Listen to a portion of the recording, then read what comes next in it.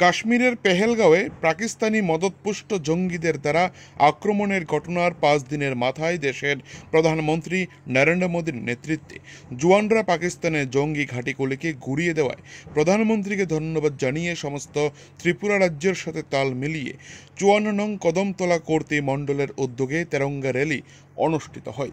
পূর্ব নির্ধারিত সূচি অনুযায়ী শুক্রবার বিকেল 4টায় উত্তর জেলার কদমতলা বাজারের নটরাজ মুক্ত মঞ্চের সম্মুখ থেকে সুসজ্জিত এই তেরঙ্গা র্যালি শুরু হয়। র্যালির অগ্রভাগে ছিল ভারত মাতা।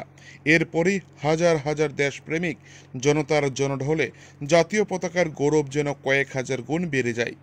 দেশপ্রেমিক জনতা হিন্দুস্তান জিন্দাবাদ ও পাকিস্তান মুর্দাবাদ ধ্বনিতে কদমতলার আকাশ বাতাস যেন গর্জে উঠল।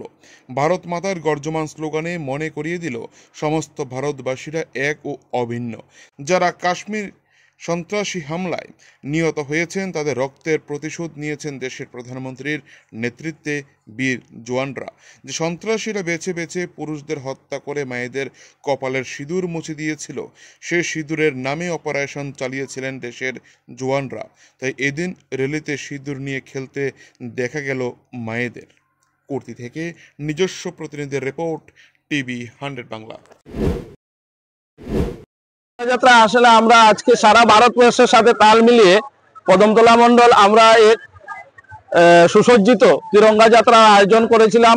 অপারেশন সিন্দুরের যে সাফল্য, সেই সাফল্যের জন্য আমরা ভারতীয় সেনা এবং ভারতের যে প্রধানমন্ত্রী নরেন্দ্র মোদীজিকে ধন্যবাদ জানিয়ে তো আমি ব্যক্তিগতভাবে অত্যন্ত আনন্দিত, কারণ আমাদের কদমতলাবাসী আমরা এই ঝড় তুফান, এই প্রাকৃতিক দুর্যোগকে উপেক্ষা করে যেভাবে দলে দলে হাজারে হাজারে মানুষ এই তিরঙ্গা যাত্রায় যোগদান করেছেন, আমি ওনাদেরকে ব্যক্তিগতভাবে প্রণাম জ্ঞাপন করছি।